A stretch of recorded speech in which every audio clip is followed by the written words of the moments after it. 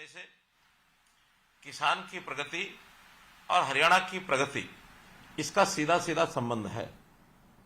हम ये मानते हैं कि हरियाणा की कृषि को एक ठीक रास्ता दिखाने के लिए, किसानों को अपनी प्रगति के लिए आपका बहुत बड़ा योगदान है।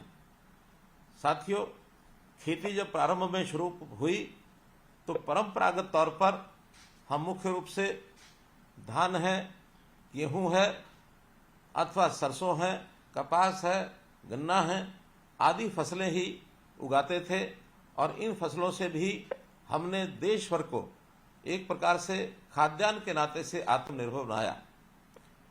अब समय की आवश्यकता है कि हमको इन परंपरागत फसलों के अलावा और अधिक प्रगति करने के लिए हमारी आवश्यकताएं सब्जियों की और फलों की, इन आवश्यकताओं की पूर्ति करनी है। हरियाणा में आप लोग इस क्षेत्र में बहुत अच्छा काम कर रहे हैं। सब्जियां विशेष तौर पर हमारे वर्ष भर की, भले ही मौसम के हिसाब से सब्जियां अलग अलग होती हैं, लेकिन संयोग से 12 महीने लगातार कोई ना कोई यानी सब्जी की फसल ये उगाते हैं। मौसम के हिसाब से ही उनका उपयोग होता है। तो इन फसलों को उगाने के लिए आज आपकी प्रगति को दुनिया जानती है कि आप नई तकनीक अपना करके और अच्छी अच्छी सब्जियां, अच्छी फसलें ये उगाते हैं।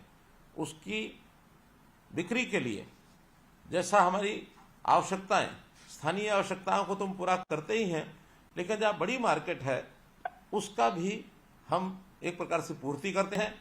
दिल्ली और इसके आसपास एनसीआर का क्षेत्र ऐसा है जहां बहुत बड़ी खपत फलों की, सब्जियों की होती है। हम अपनी सब्जी और फल बेचने के लिए अभी तक तो आजादपुर मंडी इसके ऊपर निर्भर थे, लेकिन सौभाग्य है कि हमने हरियाणा में भी इस प्रकार की मंडियों का विस्तार करना शुरू किया है। उसमें गन्नौर में अंतर्राष्ट्रीय स्तर की फल और सब्जी मंडी ये हम बनाने जा रहे हैं। तो इस मंडी के बनने के बाद हमारे हरियाणा के किसानों को फल और सब्जी बेचने के लिए बहुत सुविधा होगी और हम न केवल अपने प्रदेश में बल्कि देश और दुनिया में भी अपने फल और सब्जियों को बेच सकेंगे, भेज सकेंगे। मित्रों, हम जो नई तकनीक और नए ज्ञान का उपयोग करते हैं अपने कृषि क्षेत्र को बढ़ावा देने के लिए, इसकी प्रेरणा अन्य किसानों को भी मिलती है और बहुत से किसान धीरे धीरे इस ओर आगे बढ़ रहे हैं कि फल और सब्जी की खेती करने के लिए पॉली हाउस है, हाईटेक ग्रीन नेट है, नेट हाउस है। तो इस प्रकार आधुनिक जो तकनीक है उसके लिए हम आगे बढ़ रहे हैं। और प्रधानमंत्री जी ने हमें पानी की बचत करने के लिए भी जो एक फॉर्मूला दिया है कि पर ड्रॉप मोर क्रॉप, इस अवधारणा पर चलते हुए हमने ड्रिप सिंचाई, माइक्रो इरिगेशन, इसका भी जो उपयोग शुरू किया है, इसका बहुत बड़ा लाभ होगा। हमने वर्टिकल फार्मिंग की दिशा में भी बहुत सराहनीय काम किए हैं। सब लोग जैविक खेती की ओर भी बढ़ रहे हैं, क्योंकि बहुत बड़ा विशेष एक बात ध्यान करने की है कि हम फर्टिलाइजर्स का उपयोग केमिकल्स का करेंगे तो उससे जो हमारी क्वालिटी है प्रोडक्ट की, हमारी जो उपज की क्वालिटी है वो गिरती है, उसमें कुछ न कुछ कमी आती है, जिसके कारण से हमारा शरीर बीमारियों की तरफ भी आगे बढ़ता है। तो प्रधानमंत्री जी ने आह्वान किया है कि जैविक खेती की ओर आगे बढ़ें और हम जो है नेचुरल खेती, प्राकृतिक खेती, उसमें बढ़ करके रासायनिक उर्वरक और जो खतरनाक कीटनाशक हैं उनका उपयोग कम करें। तो इससे भी हमारा जो बहुत बड़ा लाभ एक होने वाला है। अपनी गौ आधारित खेती को हम लोग जितना ज़्यादा करेंगे उतना ही अच्छी फसलें होंगी, उतना ही शरीर को लाभ होगा। जैसे हमारे भाई, किसान भाई, आप सब लोग फल और सब्जियों के माध्यम से अच्छी मेहनत करके और लाखों रुपया कमाते हैं, इससे हमारी जो हर किसान की आय दुगनी करने का जो टारगेट है वो भी निश्चित रूप से इसमें यानी प्राप्त होगा। कठोर मेहनत और आधुनिक तकनीक, नवाचार, ये सब हमारे काम के आधार बिंदु हैं। हम कई किसानों ने लीक से हट करके उपभोक्ताओं तक सीधा अपने उत्पाद पहुंचाए हैं और इसके अंदर फल और सब्जी न केवल सीधा बेचा है बल्कि वैल्यू एडिशन करके भी हमने कुछ उद्योग स्थापित करके और इन कामों को भी आगे किया है। इससे भी हमारी आमदन बढ़ी है। मित्रों, हरियाणा सरकार की नीतियां हमेशा किसान के साथ रही हैं, चाहे वो फसल की बुआई से पहले की कुछ आवश्यकताएं हों किसान की, अथवा फसल की बुआई के बाद हो, अथवा कटाई से पहले हो, कटाई के बाद हो, हर समय सरकार वो आपके साथ खड़ी है। अर्थात बीज से लेकर बाजार तक ये जो किसान के साथ हम खड़े हैं, ऐसी हमारी नीतियां हैं। हम प्रगतिशील जो किसान भाई बहन हैं, उनकी विकास यात्रा में सरकार बहुत प्रकार की योजनाएं बनाती है और इन योजनाओं के कारण से आपको उसका लाभ मिलता है। फल और सब्जी के अलावा मधुमक्खी पालन, इसमें भी हमने जो कार्यक्रम किया है, हमारा उत्कृष्ट केंद्र इजराइल की सहायता से रामनगर कुरुक्षेत्र के अंदर जो शुरू हुआ है, इसका अपना एक लाभ हुआ है। ऐसी जो योजनाएं हैं, इसमें सामान्य वर्ग के साथ साथ अनुसूचित जाति के जो लोग हैं वो इनको अपनाते हैं, खेती करते हैं, सब्जी अथवा फल उगाते हैं, तो उनके लिए विशेष योजना, विशेष लाभ ये उनको दिया जाता है। अगर सामान्य किसानों को 50% की सब्सिडी दी जाती है, तो अनुसूचित जाति के किसानों को 85% तक भी सब्सिडी ये दी जाती है। हमारा जो बागवानी क्षेत्र है, इसको हम कैसे और बढ़ाएं, क्योंकि फसल के लिए हमारी जो खेती की जमीन है, हमको अंदाज होना चाहिए कि लगभग 80 लाख एकड़ जमीन हमारी एग्रीकल्चर लैंड है।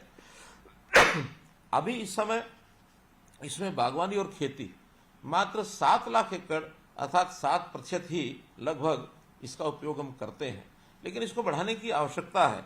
हमने तय किया है कि 2030 तक इसका व्याप बढ़ाया जाए और जो उत्पाद है उसको भी 3 गुना किया जाए, क्षेत्रफल है उसको भी लगभग 3 गुना 20% तक ले जाने के लिए हम तैयार हैं। 22 लाख एकड़ जमीन पर हम बागवानी और फलों की सब्जी, उस समय फलों की बागवानी और फल और सब्जी की खेती ये करने के लिए हम आगे बढ़ सकें, ऐसी हमारी योजना है। फूड प्रोसेसिंग नीति, ये पॉलिसी हमने बनाई है कि हम जो अपने उत्पाद हैं उसको वैल्यू एडिशन करके उसमें से कुछ उत्पाद बनाएं। इसके लिए भी सरकार की बहुत सी योजनाएं चल रही हैं और ये जो फूड प्रोसेसिंग नीति के माध्यम से जो हम उद्योगों की स्थापना करेंगे, उसमें जो हम सामान पैदा करेंगे, तो हमारी फसल की पैदावार की कीमत और अधिक हमको मिल सकेगी। ये उसके पीछे हमने एक प्रकार से योजना बनाई है। हमारे जो क्रॉप क्लस्टर डेवलपमेंट प्रोग्राम है, जो फसल समूह विकास कार्यक्रम के अंतर्गत, ये भी हरियाणा में 1763 गांव में 393 बागवानी फल समूह इनकी पहचान की गई है। हम FPOs अर्थात फार्मर्स प्रोड्यूसर ऑर्गेनाइजेशन ये भी बना रहे हैं। 1000 FPOs बनाने का हमारा लक्ष्य है, जिसमें से लगभग 700 के आसपास FPOs ये बनाए जा चुके हैं। प्रत्येक FPO में 300 किसान ये सदस्य होते हैं। तो ये भी हमारी योजना रहेगी कि हम लोग जो अपना FPO बनाया है, अच्छी बात है, जिन्होंने अपना FPO भी नहीं बनाया है वो भी अपने आसपास के किसानों को इसमें शामिल करें और सभी की आय बढ़े। ये एक परोपकारी काम भी हमको आगे बढ़ करके करना चाहिए। हम सीधे प्रत्येक क्लस्टर में जो बनाए गए हैं उसके अंदर आपूर्ति श्रृंखला अर्थात सप्लाई चेन और इसी प्रकार से बागवानी उपज के लिए मार्केटिंग और किसान को सीधे बाजार से जोड़ने के लिए इंटीग्रेटेड पैक हाउस ये भी स्थापित किए जा रहे हैं। इस पर भी हमने 33 परियोजनाओं पर 94 करोड़ रुपए लगा करके इसको पूरा कर लिया है। लगभग 116 करोड़ लागत की अन्य 44 परियोजनाएं ये अब स्थापित की जा रही हैं, जो वर्ष के अंत तक ये पूरी हो जाएंगी।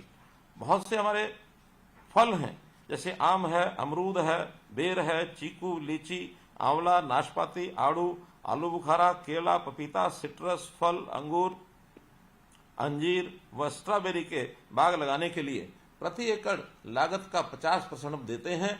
अनुसूचित जाति के लोगों के लिए ये प्रतिशत जो है 85% तक हम करते हैं। इसी प्रकार सब्जियों की खेती के लिए भी हमने एकीकृत मॉडल ये जो बनाया है, इस पर भी हम ये सब्सिडी देते हैं। मशरूम की खेती के लिए भी 40% से लेकर के 85% तक सब्सिडी दी जाती है। मशरूम की नई प्रजातियां जैसे मिल्की मशरूम, आयस्टर, मशरूम ढिंगरी व शिटाके की खेती को बढ़ावा देने के लिए एक नई योजना ये भी हमने तैयार की है। जहां तक poly house, hi-tech green house, walk in tunnel, anti insect net house, poly net house, cable प्रलीन नेट हाउस, ये जो सामान्य वर्ग के लिए 50% और अनुसूचित जाति के लिए 85% का अनुदान दिया जाता है। ये सब ऐसी तकनीक है जो आज फल और सब्जी के उत्पादन में बहुत ही सहायक सिद्ध हो रही है।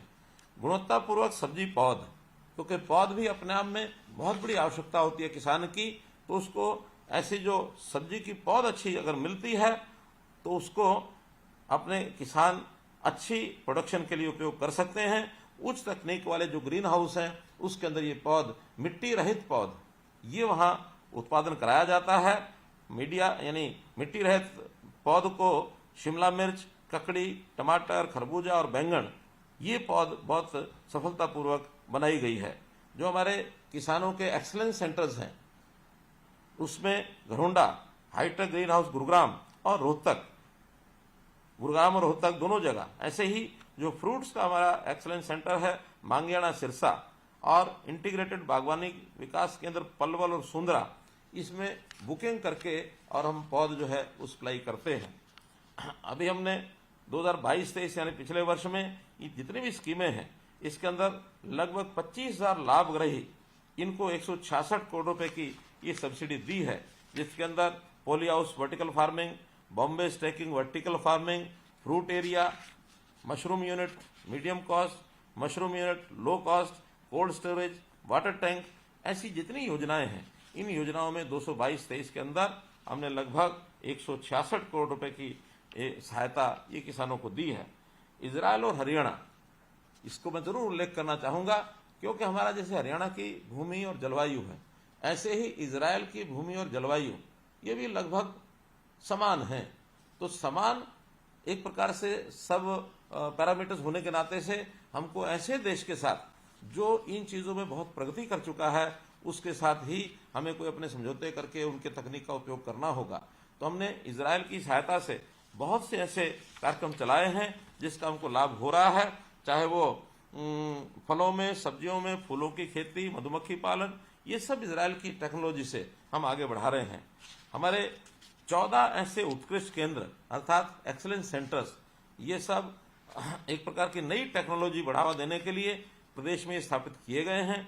अगले इस वर्ष में, करंट ईयर में 2023-24 में राज्य में 3 और नए एक्सीलेंस सेंटर्स ये भी स्थापित होने जा रहे हैं। इसमें पंचकुला में पोस्ट हार्वेस्टिंग मैनेजमेंट, प्याज के लिए पिनंगवा नूह और फूलों के लिए मुनीपुर झज्जर, यहाँ 3 स्थानों पर भी एक्सीलेंस सेंटर ये बनाए जा रहे हैं। अंजनथली में हमने विशेष इस बार विश्वविद्यालय की स्थापना करने का निर्णय लिया है, अर्थात करनाल जिला अंजनथली, जिसमें बागवानी विश्वविद्यालय होगा। तो उस बागवानी विश्वविद्यालय के बनने के बाद हमको सब्जियां और फल इसके लिए आगे बढ़ने के लिए बहुत अच्छा एक अवसर ये मिलने वाला है। इसी प्रकार जो केंद्र हमारा शहद यानी प्रोसेसिंग का है रामनगर में, वहां ग्रेडिंग, पैकिंग, ब्रांडिंग ये सुविधा सब उपलब्ध है। अर्थात हम शहद की गुणवत्ता की जांच के लिए जो प्रयोगशाला बनाई गई है उसका उपयोग कर सकते हैं। और इसके लिए मधुमक्खी पालक अपना शहद और शहद के उत्पादों को अच्छा अपनी इच्छा अनुसार देश विदेश में भेजने के लिए भी उनको एक अवसर मिलेगा। हम साथ साथ इस केंद्र पर शहद की मूल्य वृद्धि के लिए शहद से बने हुए उत्पाद जैसे शहद मिल्क, शहद आइसक्रीम, शहद बिस्कुट व शहद की टॉफियां, इसको बनाने के लिए भी प्रशिक्षण देने का एक केंद्र हमने बनाया है, ताकि वो प्रशिक्षण लेकर के और हमारे नौजवान स्टार्टअप्स के माध्यम से हम मार्केटिंग के लिए ऐसी सब चीजों को उपलब्ध करा सकें और वो अपना रोजगार प्राप्त कर सकें। मित्रों, मैं अनुरोध करता हूं कि मधुमक्खी पालन समूह इसका आप गठन करें और ये समूह विशेष तौर पर शहद और उनके उत्पादों को विदेश में ये निर्यात कर पाएंगे। हम अपने उत्पादन का, कृषि उत्पादों का जितना एक्सपोर्ट अधिक करेंगे उतना हमारे प्रदेश की आर्थिक अच्छी होगी, देश को भी एक प्रकार से फॉरेन एक्सचेंज इस रूप में बहुत बड़ा लाभ होगा। हमारी वर्कफोर्स, हमारे जो युवा, उनके काम की कीमत ये और बढ़ेगी और उनको कभी कभी जैसे एक्सपोर्ट बढ़ाएंगे तो विदेश में जाने के अवसर भी उनके खुलते हैं। तो हमारे युवकों को रोजगार कैसे मिले, कैसे वो यानी रोजगार पूर्वक आगे बढ़ें, इसके लिए बहुत सी हमारी सोच और योजनाएं चल रही हैं। ऐसे ही एक विषय होता है, चाहे वो फल की खेती हो, फूलों की खेती हो, सब्जी की खेती हो अथवा परंपरागत खेती हो, इसमें रिस्क बहुत बड़ा। कई बार तो हमारी खेती खुले आसमान के नीचे होती है, कभी सूखा पड़ता है, कभी अधिक बारिश होती है, कभी ओलावृष्टि होती है, कभी सर्दी ज्यादा पड़ती है। तो इन चीजों से बहुत बड़ा एक प्रकार से नुकसान फल और सब्जियों का ज़्यादा होता है। तो ऐसे फल और सब्जियों के नुकसान की इसकी भरपाई करने के लिए विशेष योजना भावांतर भरपाई हमने चलाई है। तो इस भावांतर भरपाई योजना में भी ऐसे फल और सब्जी के जो हमारे किसान भाई हैं, इनको हम सहायता दे रहे हैं। अभी तक 9,485 किसान, 9,500 किसान लगभग, जिनको 23 करोड़ रुपए हम दे चुके हैं। ऐसी 21 बागवानी फसलों को उनका जो एक संरक्षित मूल्य है उसके हिसाब से इनको योजना की एक प्रकार से घाटे की भरपाई ये की जाती है। जहाँ तक एफपीओज का विषय है, जैसा मैंने बताया कि जिन किसानों ने एफपीओज अभी नहीं बनाए हैं वो एफपीओज बना करके उस एफपीओ की गुणवत्ता का भी ध्यान रखें, क्योंकि जिन किसानों को हमने उसमें जोड़ा है उन किसानों को भी लाभ बराबर हो रहा है कि नहीं हो रहा है, ये चिंता हमको जो आगे लगने वाले प्रगतिशील किसान हैं इनको करनी होगी। केवल नामचारे से किसानों को जोड़ा और उनको लाभ न दिया तो ये हमारी ओर से किया गया एक बहुत बड़ा दोष होगा। इसके प्रति भी एक प्रकार से मैं आगाह करना चाहता हूं, सजग रखने के लिए आपको इस बात को मैं कह रहा हूं। एक नई योजना मैंने हरियाणा में जो बनाई है कि बागवानी की बीमा योजना, मुख्यमंत्री बागवानी बीमा योजना, ये भी हमने शुरू की है। और शायद हरियाणा जो है देश का पहला राज्य है जिसने इस प्रकार की योजना चलाई है। इसमें वो सभी 21 फसलें जो भावांतर भरपाई योजना में हैं उन सबको इसमें जोड़ा है। और इसमें राशि भी हमको जो नुकसान होता है उसकी राशि भी बहुत अच्छी मिलती है। यानी सामान्य थोड़ा सा प्रीमियम देने के बाद सब्जियों के लिए 40,000 रुपये प्रति एकड़ सब्जी और फलों के लिए, और मसालों के लिए 30,000 रुपये प्रति एकड़ ये बीमा कराया जाता है। तो हम नुकसान के रिस्क को कवर करने के लिए बागवानी बीमा योजना ये जरूर इसमें शामिल हों, ताकि किसी प्रकार की कोई मौसमी अथवा अन्य प्रकार के कोई नुकसान की स्थिति बनती है तो भरपाई इसकी हो सके। मित्रों, जल संरक्षण ये भी बड़ा बहुत महत्वपूर्ण विषय है, क्योंकि चाहे परंपरागत खेती हो, फल हो अथवा सब्जी हो, सिंचाई के लिए जल की मात्रा खूब प्रयोग होती है। लेकिन हरियाणा चूंकि इस प्रकार का एक प्रदेश है जिसमें पानी के स्रोत अपने बहुत कम हैं, तो हमने जल प्रबंधन के नाते से विशेष प्रकार की जो अपनी टीमें बनाई हैं, जल को संरक्षित करना, जल का उपयोग कम से कम करना, और ट्रीटेड वाटर जो है जिस पानी का हम संशोधन करते हैं उसका पुनरुपयोग करना, रीयूज करना, इन सब बातों को ध्यान रखेंगे तो प्रदेश के हर किसान को जितनी उसकी आवश्यकता सिंचाई के पानी के लिए है उसको हम दे पाएंगे। इन सब कामों के माध्यम से मैं ये निश्चित रूप से कह सकता हूं कि प्रदेश का कोई क्षेत्र ऐसा नहीं है जहां न्यूनतम आवश्यकता पानी की उनकी पूरी न होती हो। दक्षिण हरियाणा में भी हमने वहां के तालाबों को बरसात के दिनों में भरवाते हैं। कुछ क्षेत्र तो ऐसे हैं आज जमीन के पानी का लेवल 10-10 मीटर तक ऊपर आ गया है। माइक्रो इरिगेशन का भी हम बहुत बड़ा प्रोजेक्ट ये लेकर के आ रहे हैं। हमारे जितने इरिगेशन के चैनल्स हैं उनको भी हम ठीक करवा रहे हैं, उनकी भी मरम्मत कराई जा रही है, नए चैनल भी बनाए जा रहे हैं। तो इस जल शक्ति अभियान के अंतर्गत जो हमारा जल बचाने का एक कार्यक्रम है बहुत तेजी से चल रहा है, उसमें मैं आप सबसे भी निवेदन करता हूं कि हम बागवानी फसलों के लिए माइक्रो इरिगेशन की प्रणाली ये जरूर अपनाएं। कहीं भी खुला पानी हम इसमें न डालें, और इसमें तालाब बनाने की प्रणाली भी हमने शुरू की है। इसके अंदर भी अनुदान की जो सीमा है उसको हमने 75,000 रुपये से बढ़ा दिया है, और ये तो लाखों रुपए तक भी मिलता है साइज के हिसाब से। इसलिए हम लोग निश्चित पानी का बचाव करने के लिए आगे बढ़ें। कम पानी से अधिकतम सिंचाई के लिए भूमिगत जो पाइपलाइन स्कीम है इसके अंतर्गत भी हमको आना चाहिए। अभी तक हमने प्रति एकड़ 10,000 रुपये, अधिकतम 60,000 रुपये तक 52,000 किसानों को 233 करोड़ रुपया इसमें दिया है। तो हम निश्चित रूप से इसको अपनाएंगे, आगे बढ़ेंगे। हम प्रगतिशील किसान इनके सम्मान की भी योजना हम रखते हैं। प्रगतिशील किसान और नए किसानों को ट्रेंड करें, इसकी भी हम योजना बनाते हैं। हमने 2 तरह की योजना ऐसी बनाई है कि जो प्रगतिशील किसान अपना काम अच्छा करते हैं, दूसरे लोगों को ट्रेंड करते हैं, उसके नाते से उनकी 3 श्रेणियां बना करके और हमने उनके नाम रखे हैं। प्रथम स्थान पाने वाले प्रगतिशील किसान को 5 लाख रुपए, द्वितीय पुरस्कार 2 किसानों को जो मिलेगा वो 3-3 लाख रुपए, और तृतीय पुरस्कार 5 किसानों को 1-1 लाख रुपए नगद पुरस्कार दिए जाएंगे। अभी तक इसके लिए 287 प्रगतिशील किसानों का हमने चयन किया है। हम भी इस श्रेणी में आए ताकि दूसरों किसानों को भी अपने जैसा बनाएं और अपनी खेती प्रगतिशील किसान के नाते से अपेक्षा अनुरूप हमारी उत्पादकता बढ़े, हमारे पानी का उपयोग कम हो और हम उसका एक उद्योग लगा करके प्रोसेसिंग के नाते से भी उसका उपयोग कर सकें। तो ऐसे सभी पैरामीटर्स को ध्यान करके मैं एक अच्छा प्रगतिशील किसान बन सकता हूं, मैं अग्रणी प्रगतिशील किसान बन सकता हूं, ये मन में भाव लेकर के हमको आगे बढ़ना चाहिए। हम अपने जैसे अपने आसपास के 10 किसानों को और ट्रेंड करें, 10 को करें, 5 को करें, 8 को करें, जो भी हमारी क्षमता है उस हिसाब से हम करें। अभी मैं समझता हूं कि हमारे प्रगतिशील किसानों की संख्या लगभग 1000 के आसपास ही हो सकती है, लेकिन अगर हम और 10-10 किसानों को अपने जैसा किसान बनाने के लिए 1 साल में 2 साल में प्रेरणा देकर के आगे बढ़ाएंगे तो निश्चित रूप से ये संख्या हमारी लाखों तक पहुंच सकती है। तो लाख किसान अगर इस ओर आते हैं, बहुत बड़ा बदलाव ये हमारे कारण से होगा। सरकार इन कामों के लिए सहयोग करने के लिए हमेशा तैयार रहती है। हमें इनिशिएटिव लेना पड़ेगा, हमको अग्रणी एक प्रकार से व्यक्तित्व की भूमिका निभानी पड़ेगी। जो साधनों की आवश्यकता है इसकी चिंता सरकार के नाते हम करेंगे। मित्रों, आप लोग आगे बढ़ें। मैं तो हमेशा यही कहता हूं कि हम प्राकृतिक साधनों का दोहन करें, इनका शोषण ना करें और प्राकृतिक साधनों के नाते से अपनी खेती की उपज इस प्रकार से करें कि जो हमारी आवश्यकताओं की भी पूर्ति करे, हमारी आमदनी भी बढ़ाए और अपने जैसे किसान और भी बनाएं। इतनी बात कह करके मैं आपसे विदा लेता हूं। आपका बहुत बहुत धन्यवाद, बहुत बहुत आभार।